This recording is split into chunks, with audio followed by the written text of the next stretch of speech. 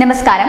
ബന്ധുക്കളെയും സ്വന്തക്കാരെയും ചാർച്ചക്കാരെയും ഒക്കെ തീറ്റിപ്പോറ്റി കുഴിപ്പിക്കാനും അവർക്ക് ജോലി മേടിച്ചു കൊടുത്ത് സന്തുഷ്ടരാക്കാനും വേണ്ടി മാത്രം അധികാരത്തിൽ വന്ന സർക്കാരാണ് ഇന്ന് കേരളം ഭരിക്കുന്നത്.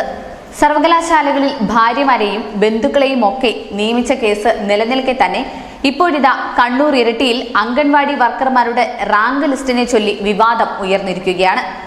ആദ്യ റാങ്കുകളിൽ CPM കൗൺസിലർമാരുടെ ഭാര്യമാരും ബന്ധുക്കളും ഉൾപ്പെടെയുള്ളവർ മാത്രം വന്നതോടെയാണ് കണ്ണൂർ ഇരട്ടി നഗരസഭയിൽ പ്രശ്നമുണ്ടാകുന്നത്. അർഹതയുള്ളവരെ തഴഞ്ഞ് CPM ഭരണസമിതി ഇഷ്ടക്കാരെ തിരികെ കയറ്റിയെന്നാണ് പ്രതിപക്ഷത്തിന്റെ പരാതി. ഇരട്ടി നഗരസഭയിലെ അംഗൻവാടി വർക്കർ തസ്തികയിലേക്ക് 938 പേരാണ് അപേക്ഷിച്ചത്. 7 ദിവസങ്ങളിലായി ഇന്റർവ്യൂ നടത്തി തയ്യാറാക്കിയ പട്ടികയാണിത്.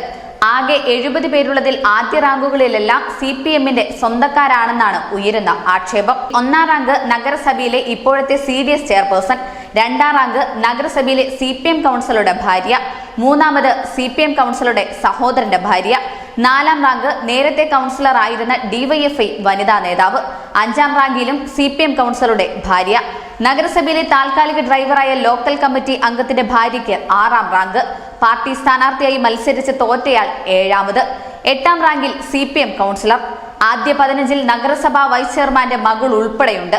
എന്തായാലും ഭരിക്കുന്നത് CPM ആയതുകൊണ്ട് തന്നെ ഇതിൽ പ്രത്യേകിച്ച് അത്ഭുതപ്പെടാൻ ഒന്നും തന്നെയില്ല.